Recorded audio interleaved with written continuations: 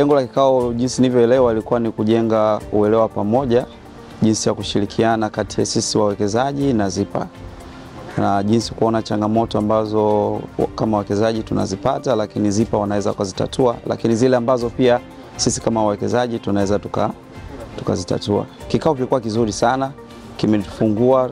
tumejua vizuri jinsi ya kushirikiana, lakini na mikakati ambayo ZIPA wanayo kwa ajili ya kuendelea kupromoti uwekezaji hapa Amani na nje ya Amani.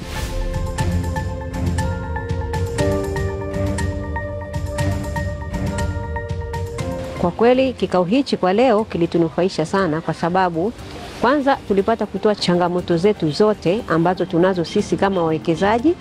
na pia walitupa mwongozo, na pia waliahidi katika mambo mbalimbali ambayo sisi tuliyazungumza na tuliyaomba kwao, waliyachukua na walituahidi kwamba watayafanyia kazi. Kiufupi, tunapenda sana kuishukuru ZIPA kwa kuandaa kikao hichi, kikao ambacho kimeleta manufaa na kimeweza kutufungua macho na kujua haki zetu sisi kama wawekezaji.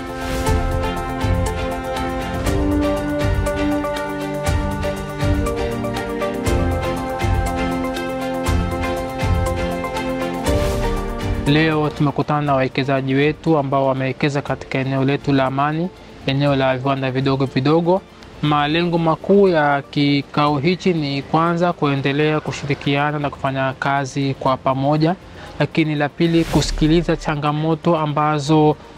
wanazipata katika eneo hili, lakini zaidi na katika biashara zao. Lengo la tatu ni kuwapa taarifa ya nini tunataka kufanya kama ZIPA katika eneo hili na nini tunawataka wao wafanye, na la mwisho ni la kuhakikisha kwamba taratibu na sheria zinafuatwa katika eneo hili katika kipindi chote ambacho hapo hapa kwa njia katika wakifanya uwekezaji wao. Tumezungumzia masuala mazima ya usafi wa eneo, lakini zaidi sisi kama ZIPA tumewataka wawekezaji wetu waendelee kufuata sheria na taratibu za uwekezaji, pamoja na kuendelea kuzalisha zaidi kwa soko letu la ndani na kuanza kusafirisha bidhaa hizi nje ya nchi.